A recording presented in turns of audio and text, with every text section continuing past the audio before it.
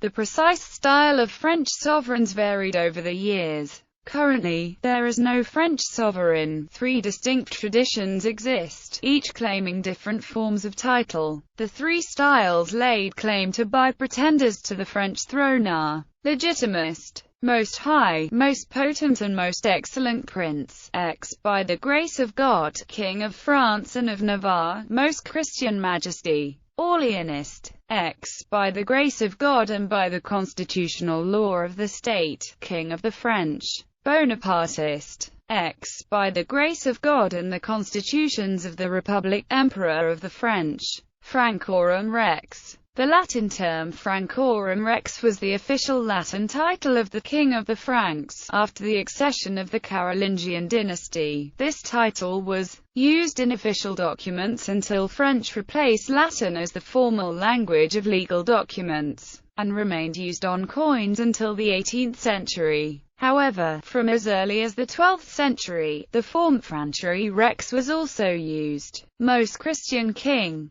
This title Rex Christianissimus, or Roi Très Chrétien, owed its origins to the long, and distinctive, relationship between the Catholic Church and the Franks. France was the first modern state recognized by the Church, and was known as the eldest daughter of the Church. Clovis, the King of the Franks, had been recognized by the papacy as a protector of Rome's interests. Accordingly, this title was frequently accorded to the French kings, and came into frequent use during the reign of Charles VI. Under his son, Charles VII, it became recognized as a hereditary and exclusive title of the kings of France. Pope Julius II, allied between 1510 and 1513 with Henry VIII of England against Louis XII of France. French kings thus continued to use the title, in particular on diplomatic documents, less frequently in France itself or in everyday parlance.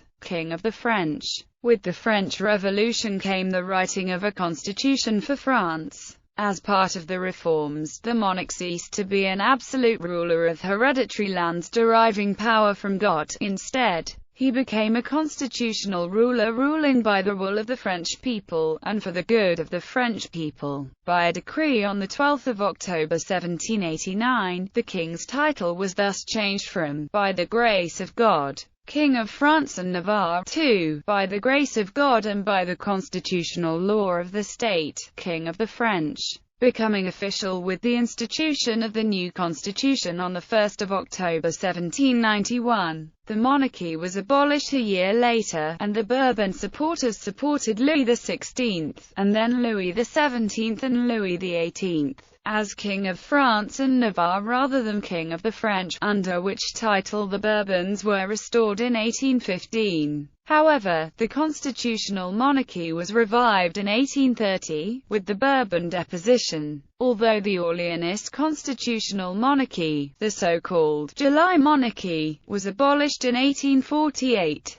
the heirs of Louis Philippe continued to claim the title and legacy. Emperor of the French. The Bonapartist legacy. The title was instituted in 1804 by Napoleon Bonaparte, who had himself crowned emperor. It is the title to which the Bonapartists and their supporters continue to lay claim. Distinct titles. In addition to the titles above, the kings of France at one point or another held other titles attached to the crown. Brittany. During the Middle Ages, the kings of France considered that the Duchy of Brittany was feudally a part of their Kingdom of France. In effect, however, the Duchy of Brittany was a largely independent sovereign state. It was recognized as independently sovereign and lying outside the Kingdom of France by Louis IV, an ally of Alan II, Duke of Brittany. Subsequent kings of France sought to control Brittany in part because of the attempts of the King of England and the King of Spain to control the duchy. The independent sovereign nature of the duchy began to come to an end upon the death of Francis II of Brittany. The duchy was inherited by his daughter, Anne, but King Charles VIII of France, determined to bring the territory under royal control. Charles VIII had her marriage annulled and then forced her to marry him in a series of actions that were acknowledged by the Pope. As a result, the Kingdom of France and the Duchy of Brittany were placed in the personal union of their marriage, and the King of France also held the title of Duke of Brittany jure uxoris.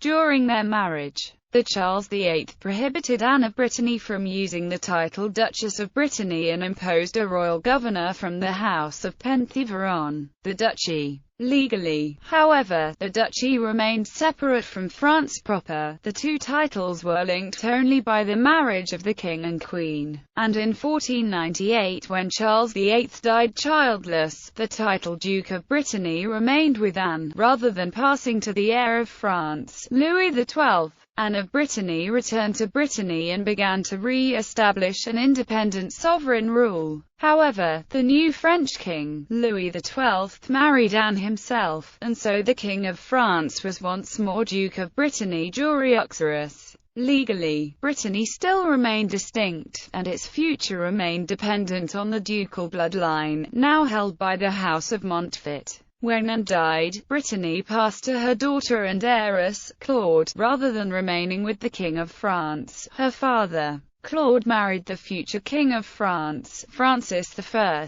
By this marriage, and through the succession to the French crown, the King of France became Duke of Brittany jure uxoris once more. Claude's death in 1524 separated the duchy from the crown once more, and for the final time. Because Claude, like her mother, was sovereign duchess, the title of duke did not remain with her husband, but instead passed to her son, Francis III of Brittany, who was also Dauphin of France. Legally, the crown and duchy were again separate, but the duke was a child, and the duchy had been governed as an integral part of France for years. The king had little trouble in maintaining royal control over the duchy. Breton independence was effectively ended when in 1532 the Estates of Brittany proclaimed the perpetual union of Brittany with the French crown. Legally, the duchy was part of France. Francis III remained Duke of Brittany, but died without attaining the French crown in 1536. He was succeeded by his brother, Henry II.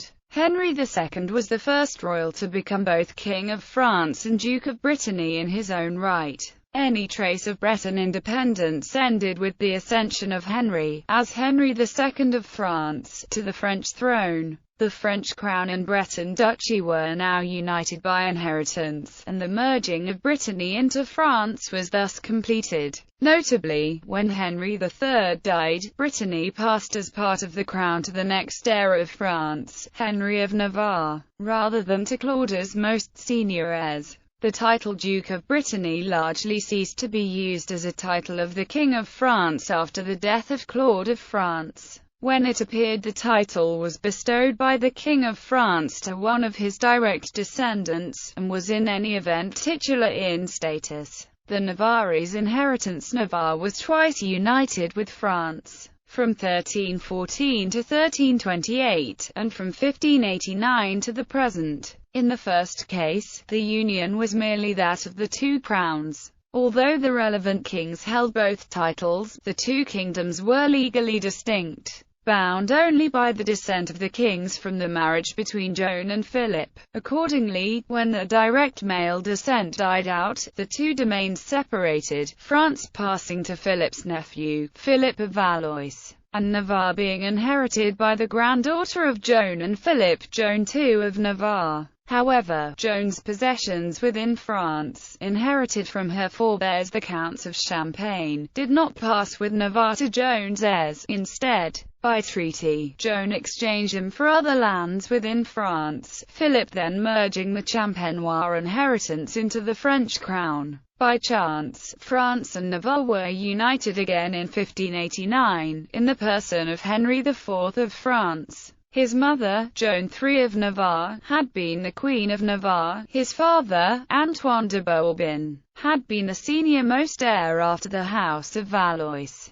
He thus became King of France and Navarre. He was also, by inheritance, a holder of other significant lands within France. Bearn, Donazan and Andorra, which were, although a part of the feudal boundaries of France, were independent sovereignties, and, under crown jurisdiction, the duchies of Albret, Beaumont, Vendôme, and the counties of Foix, Armagnac, Comminges, Bigorre and Marle. By established tradition, lands within the legal borders of France would merge into the crown when the holder became king. Independent lordships, whether they were or were not part of France's feudal borders, would remain distinct possessions. Henry, however, refused to follow this tradition. Having no legitimate sons to pass his possessions on to, and forced to fight to secure his rule over France, he wanted to ensure that if he died without legitimate children, in the ensuing division of his inheritance, his sister Catherine would receive all of their parental inheritance. Accordingly, by letters patent of 13 April 1590, he declared that his personal estates would remain separate from the crown, and unsubjected to Salic law. In letters of 21 December 1596, he further stated that, "Our ancient domain, in our kingdom of Navarre and sovereign land of Bearn and Donazan, Low Countries of Flanders, as well as our duchies, counties, viscounties, lands, lordships in this our kingdom, be and remain disunited, disjoint and separate of our House of France, not to be in any way included or merged unless it is by us otherwise ordered, or unless God bestows on us the grace of having children we desire to provide thereto." The Paris Parliament refused to register these letters, stating that French public law did not allow the division of a monarch's public and private possessions. Instead, Henry had them registered at the Parliaments of Bordeaux and Toulouse. Thus, from 1589 to 1607, the King of France and Navarre was also the Lord of Bearn, Duke of Albret and Vendôme, Count of Foix, etc. These acts were reversed in 1606 to 1607. Henry had a legitimate son, and the death of his sister without issue had nullified any need to share the Nevarez inheritance. By an edict of 1607, the original ruling of the Paris Parliament that lands within France were automatically merged in the crown was upheld, and the king ceased to be Duke of Albret and Vendôme, Count of Foix, etc. Because Navarre, Bearn, Andorra and Donazan were independent of France, however, the king remained separately the King of Navarre, and lord of the other domains. In October 1620, the merging of the Nevarez inheritance into France was furthered, when Louis XIII on 20 October had an edict passed in power by the Sovereign Council of Navarre, to prevent the misfortunes and inconveniences which would occur if, failing a male heir to our royal house, said countries passed by inheritance to foreign princes, thereby opening a door to enter into our kingdom. By this perpetual and irrevocable edict, Navarre, Bearn, Andorra and Donazan were united and incorporated into the Crown of France. Although, as in the case of Scotland and England in 1707, whilst the Nevarez domains were politically and monarchically united with France, they retained their separate institutions, thus, they were bound irrevocably to France, but not merged into it. Unlike the British Act of Union, however, Navarre lost its independent judiciary, a fact the Nevarez resented for a long time afterwards. Nonetheless, in recognition of the separate nature of the Kingdom of Navarre, the Bourbon kings of France customarily used the title King of France and Navarre. In the troubles of 1789, Navarre, being a distinct kingdom, by order of the Nevarez estates refused to elect representatives to the Estates General of France. instead sending 4 representatives of the estates to Versailles at the invitation of the king. These representatives, arriving in July 1789, refused to sit with the National Assembly, and instead the Nevarez estates attempted to revoke the 1620 union. This was denied, and by vote of the Assembly the king's title was changed from King of France and Navarre to King of the French. By the Constitution of 1791, this change was effected, and the merging of Navarre was completed. It lost all of its separate institutions, and was denied any recognition as a state separate from the French nation. Although the last Bourbons entitled themselves King of France and Navarre once more, it was a title only, Navarre having ceased to exist as anything more than a name. Other examples: the King of France was also at times ruler of lands outside France itself. If he would not or could not merge these lands into the French crown, and thus the French state, he would legally be sovereign of those lands separately to his role as French king. In such cases, the king's styles would be treated differently in the relevant territory. However, the title would be used only within the territory, or in documents relating to the territory. It would not be formally used as part of the king's title outside the relevant lands. The Dauphiné.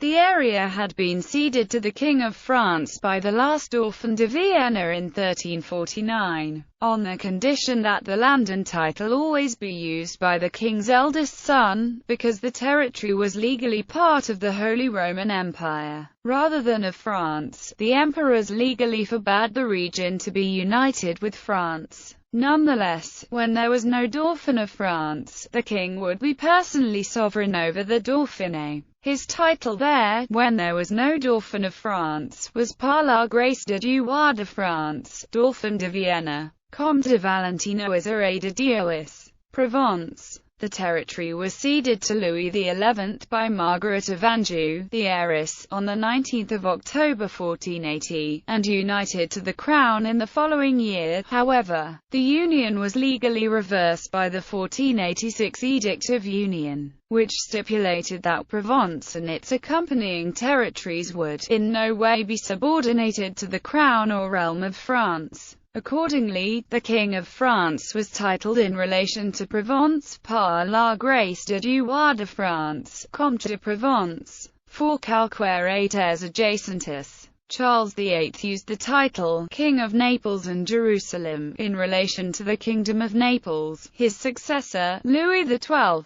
titled himself Ludovicus Dei Gratia Francorum Neapolitae Hierusalem Rex Dux Mediolani. He abandoned it by the Treaty of Blois of the 22nd of October 1505. Francis I used the title Roi de France, Duc de Milan, Comte d'Asti, Seigneur de Gens in relation to the Duchy of Milan. In January 1641, the King of France was chosen by the Catalonians as Count of Barcelona, Roussillon, and Cerdagne. Accordingly, official documents relating to the area between 1641 and 1652 describe the king as Dei Gratia Gallia Romana Vari Rex, Comes Barcelona, Rossellionise Cerretania. Roussillon and Cerdagne were later ceded to France by Spain, but were merged directly into the crown. In addition, Alsace requested that the king take the title Landgrave of Upper and Lower Alsace in relation to the territory,